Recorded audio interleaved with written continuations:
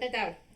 I have not established a license to carry yet.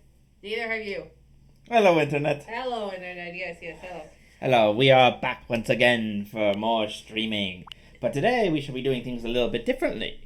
Because Nintendo has been releasing all these old games, we have decided that we are going to, on Tuesdays, try to play through some of them. Woo! Oh, look, your life. Oh, look, belly button. For what it's worth. Oh, that feels good. For what it's worth, the Samus check is looking good. Cool. And today we shall be playing Metroid Zero Mission, which is the first Metroid game I ever actually played back when I was like 6. Yes. And then I sold it because I didn't think I'd like it, but then I wanted to play it again and I couldn't. Yeah, Even tried to buy one from eBay, but the person ran out. Oh, congratulations. Who would have thought you'd get the chance again? Mm-hmm. Woo! Thank you, Nintendo. Despite some of your silly decisions, these are the good ones. Oh, All Metroid emergency order. and defeat mechanical life form the brain. Well, that escalated quickly. Like, we didn't miss anything, did we? No, this is a remake of the very first Metroid game for SNES, Super Nintendo. I don't even remember. You could. Let's see.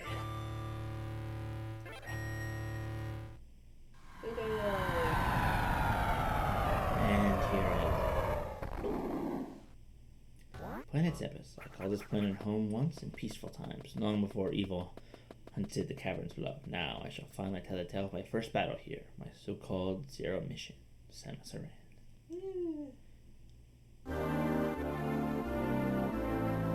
Hello. Alright, time for one of video games' first noob traps. That's actually what they call it. Basically, in most video games before this, you could only ever go right, like side-scrolling. Yeah. So the fact that you could actually go left is considered a noob trap because many people would go right and then get stuck on an area where you couldn't go through. So you had to go left and collect the morph ball. Yes. And don't you just love it when your first power-up is like 20 feet from where you start? Also, the first Metroid game came out was on the NES. Okay, yes, this is a remake of that. Look, my laser is so weak that it doesn't even travel across the screen. Something every other Metroid game has it do. Even when it's depowered, so... Nope, I need bombs. Metroid, 1986, although I think it didn't get released for the NES until 87. Okay. Return of Samus, Super Metroid, Fusion, Prime, Zero Mission, Have a ball! Woo! Oh, hello, Mr. Statue. Oh, man, we have one of these already. Hello. These are basically a way to show you a general idea of where you need to go. Because the first game had absolutely none of them, so people could get kind of lost. Yeah. I feel like that's kind of the way it rolls in, Metroid. No, I'm thinking in, like, early Nintendo. Think about it. Think about if you opened up the exact first Zelda game. Ah, jeez. You're literally just there in a field. I tried to play it, but I found it so frustrating that I actually never even beat a single level. I actually remember at one point, we actually managed to get. We didn't. Okay, so. Hello, Turtle. What I mostly had an N64 growing up, but we did have an NES for a time. But then we got rid of it, but then we actually got it back. Now it wasn't exactly the easiest thing to hook up, so we didn't exactly do a lot with it. I cannot break those blocks. I do not have a ball. I also cannot grab wedges. Oh no. But for a time, I actually remembered coming home and my sister and a friend of hers from high school, where I managed to actually ring it up, the original game, and they were playing it, and they were actually taking turns. Whenever one of them died, someone else would take over. So I got home, I got a little bit later than them. I don't remember if it was because they were out of high school at this time, or if it was because I was just, oh, look at that, you got along me. Yeah. Or because I need to stay late from school for something. So I kind of joined them on the thing. And I actually got the furthest of the group. Like, I actually was in control of the controller for the longest. I don't exactly know how. It was probably sheer dumb luck. But I played a little bit of it, and it is so different. It's actually fairly, kind of crazy, too, because, I mean... Oh, it's not only longer, it has more attack power. I grew up with Ocarina of Time, you know, which is definitely the Zelda games definitely develop a lot of story as they went on, and they're much more likely to have, you know, like a long, detailed story than something like the Mario games. But oh look, I think it's actually acid, or I don't remember. it's still lethal. For now, but I remember there's one suit that lets me go in this, but doesn't protect me from lava, so I think that might be acid. Okay then. Oh look, acid. Anyways. Boop. That, sir. Come on, Boop. let me be a smart acid piece. Oh my god, there's a... Oh, look. That's like a sentient artifact? What the heck? There we go. Yep, welcome to Metroid. Yeah, that's fair. With the Zelda games, they're definitely much more likely to have story, but I feel like some of the early ones, while they did definitely have, like, you know, an established, you know, like, storyline or, like, a base, like, premise, if nothing else. I think maybe the first couple early ones, they didn't have as much as you would see, you know, in the games today. Oh yeah, definitely. Well, part of it I think was definitely like storage space and such, so... Yeah, Which is why I'm glad they remade this one. Yeah, you know, Link used to have green hair. Which I think is great, like, you know, Link's hair in some of his old character sprites used to look pink. I don't even think it wasn't until, you know... Whistle door. Ocarina of Time when they were even able to give him, you know, like an actual, you know, proper avatar. Yep. Oh, I cannot get up there because I cannot grab ledges. Down we go. It's kind of like how in the Mario universe, Mario started off with a mustache, so they didn't have to program his face. Yeah, so I didn't have to give him a mouth. Yeah. Which honestly, to tell you the truth, I do think that sort of thinking also applies to Welcome to the Valley of the Wind, which was one of the first, if not the first, Studio Ghibli movies. Do you realize how many gentlemen in that movie have mustaches? Big, thick, burly mustaches on. They just twitch. Oh, what's happening? Are we at a boss already? Guess not. Okay. Alright, just a quick fight. Ooh, missile thing. Now shoot missiles! Cool. I didn't realize just how many upgrades you've gotten in the first... Well, it's been less than 10 minutes. Yeah, the upgrades go a bit faster in this one compared to some of the others. Especially like Fusion.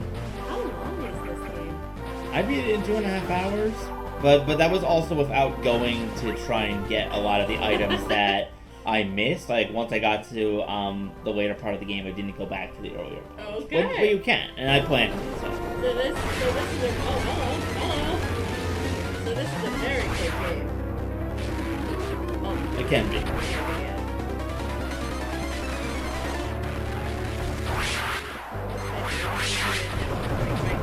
Yeah. Well, actually, fun fact, that's an optional boss, because if you don't defeat it, it'll run in a certain amount of time. It runs away, and then you can fight it.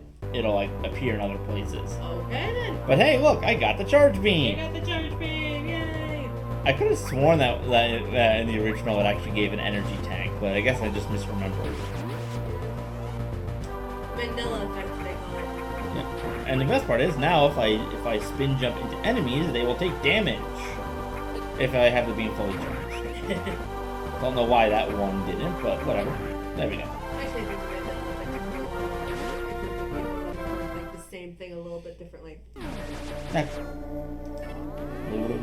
still, fairly similar premise. Yeah. Save complete. Yay!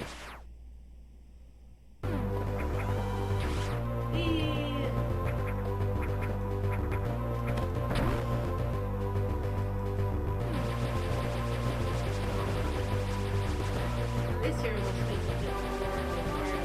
You just start off and you have a premise of what you're doing.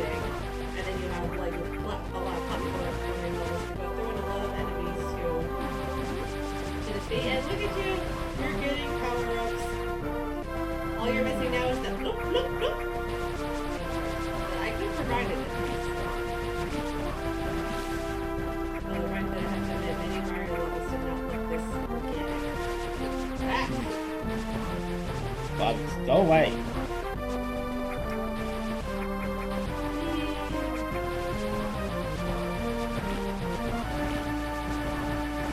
There we go.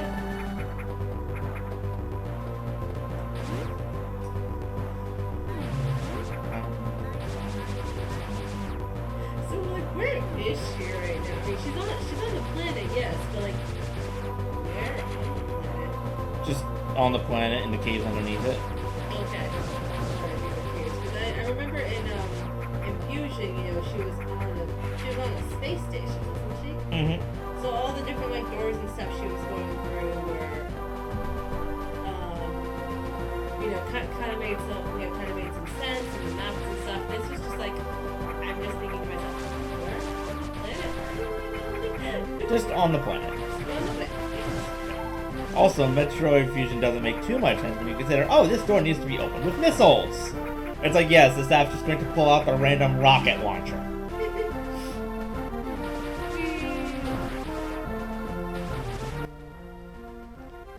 What's in here?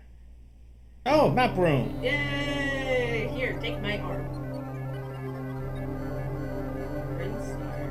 Oh no, these names are familiar, but that's A lot of areas have similar names. yeah, but that's also too those names I know specifically feature in Smash. They're the names of some of the stages. Yes. Brinstar, Depths, and Norfair, and I think Norfair. Morfair, yes, Morfair's next. I think.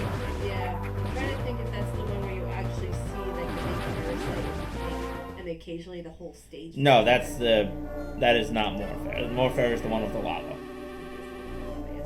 Oh yeah, the one with the occasional waterfalls and the little safety capsules. Yes, That the blue doors. I guess. Yes, the parasite is from Metroid Prime. The first one. It's the first boss of that one, if you remember replaying for the remake of that. I do, but I don't know if I properly watched that. Oh, I thought you were with me for at least part of it. I remember you were there for the Ridley fight. I mean, I know I was there, but I don't know if I was there for the first boss. That's fair. Bomb. Bomb. He's Singular. His singular bomb. Use it wisely. Also, too, the way you're positioned, she looked ready to do a cannonball. Did you see that? Whee!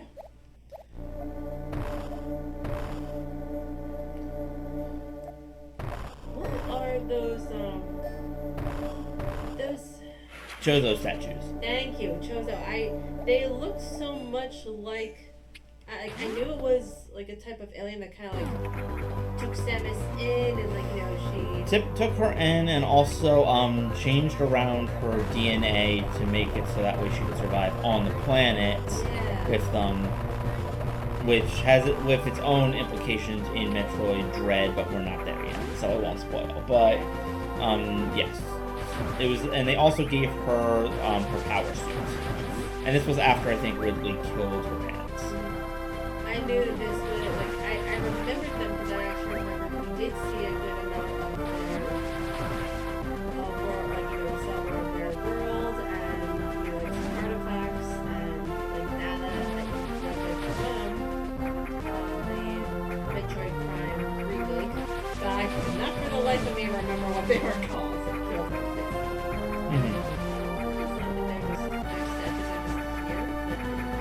This was their home planet.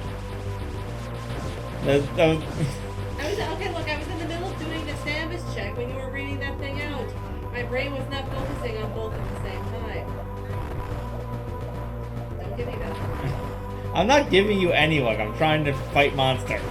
You can do both. Maybe I can't, but you can. Yes, this is their planet, and it's also where Samus was raised for a time. I'm not sure why she left, but I don't remember what killed them, whether it was Ridley or something else. I do know, and this is what was revealed in Fusion. I do know that they created the Metroids. Yes. And yes, they created it to try and control the X parasites. Yeah. And they created Mother Brain to try and, control them, to focus on the X parasites. But Ridley and the Space Pirates intervened and took control, so Samus was sent here to basically take care of them because they're causing all kinds of problems. Yeah. But then eventually, Samus goes to the planet where the Metroids were supposed to be, because I don't think that this is the planet that where the X is. I think that's a different planet. So in a later game, Samus is then sent there after the Galactic Federation learns about it being the home world of the Metroids, and basically task her with destroying them.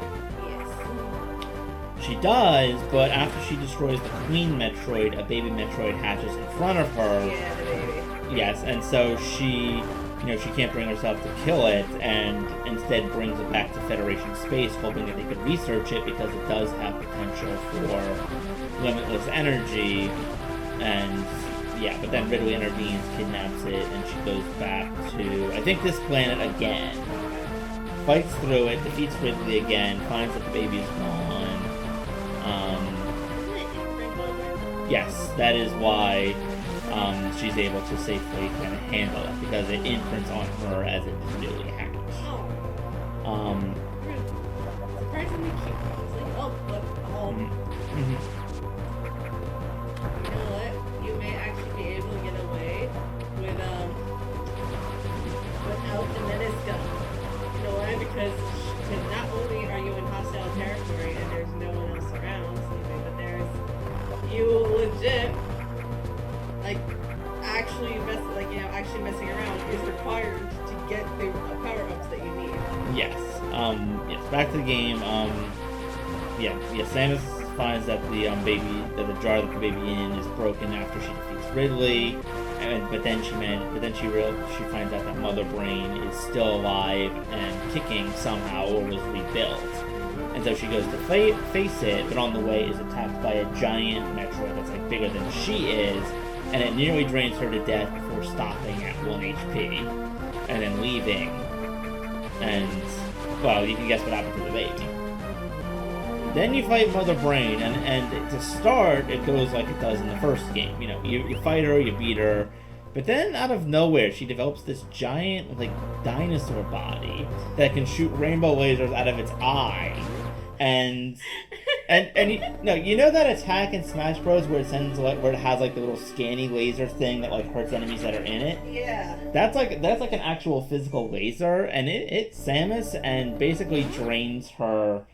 And basically not only drains her down either pretty far or to 1, depending on how much health you've lost in the battle, but it also leaves Samus exhausted and crouching on the ground, kind of gasping for air. But then the baby comes in out of nowhere and grabs right onto Mother Brain's face, drains its laser, and then restores Samus before Mother Brain recovers and kills it. Samus then destroys Mother Brain using the rainbow lasers, escapes, and things go on. And when she is infected by the X, it is the DNA sample from the baby that was left on her suit that allows them to create the antidote. Speaking of brain. Hello. Jesus Christ. Hello. Hello. Hello.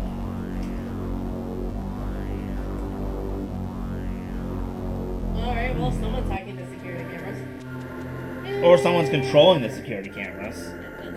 That's actually works. Well, the cameos. I need a screw attack to get through. Oh, look, you just came down to a new area. Have to save. Yep, always gotta save. Yes.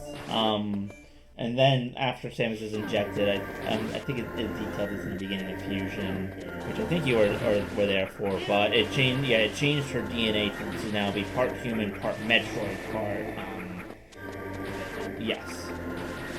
Although I think it is revealed in Metroid Dread, though I won't specify how, that Samus actually has the DNA of 2 different Chozo races in her. One is the intellectual kind, and one is the warrior kind. I think that's what it was. I might be misremembering that, but at the very least, she has the DNA of a warrior Chozo in her, which leads to its own interesting occurrences. Yeah. Apparently, there's. Well, yeah, different tribes.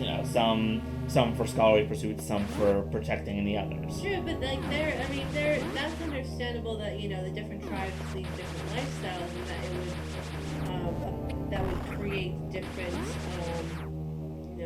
could result in like different bodily changes and stuff, and then the families get interconnected and stuff. But that was said as though they were almost two different races entirely. It's kind of different. Yeah, it's not. Yeah, sorry if that came across.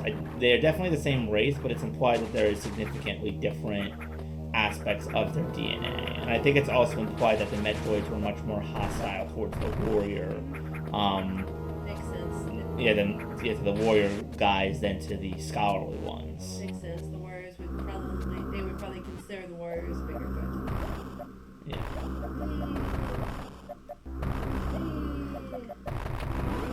Just leaving a trail of bombs after you. I know. I know, I sweep. Music's creepy. No, it's inconclusive. Item incompatible with current suit. Okay then. I'm pretty sure we will find 3 of these along the way, and it's only once we get Samus's fully powered suit that the items will actually transform into something usable.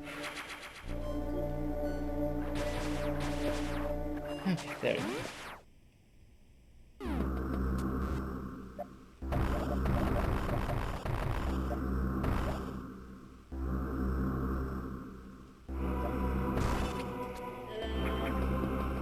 Oh, look at you, you're on the surface now. Let's get over this pillar. Still cannot grab on. I don't think there's a grapple hook in this game, but I can grab ledges. Alright. Whee!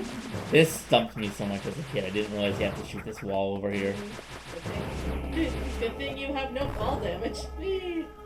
Oh, and hello. That's not ominous. Power grip! Oh, now can you grab ledges? Mm-hmm. Yay. Grab and hang from ledges and corners. Here, test it. Right here. Right now, if you want to get away from this creepy ass statue. Oh no, we need to use it to get out of this one. That one. Yeah, but you also didn't get out of that, right? Yes. So that's what I was going for. Oh, falling platforms. Nice. Thank you, mysterious voice. No, missed it. No, missed it. I just love the way she says it. I know. You're also just... I still remember you when you first saw like Misty, no, stop thinking the mysterious voice that kidnapped you. Which anyways, that's a bit of a niche reference here. So that's actually from one of the more recent episodes of MLP Tell Your Tale. Misty actually finds this. What she finds? She finds a book, right? She finds a magical book in a secret room, but the book kind of drags her in there against her will because magical artifact of silliness. Yes, and so but it's actually pretty cool. She realizes there's like a lot of magical style artifacts and whatnot in there, and and that's where she finds the book. So there's a lot of stuff that she can study. And then she's like, okay, this will be really cool. I want to tell the others, but how do exactly do I get out of here? And then the door something just opens up the escape route, and then basically tells her that the area is available to her, and then she just kind of thanks the mysterious voice. And Pie Master, when he first saw it, was just like Misty, that's adorable, but why are you thanking the voice that kidnapped you? Please go back to the Bright House. Your friends are worried about you.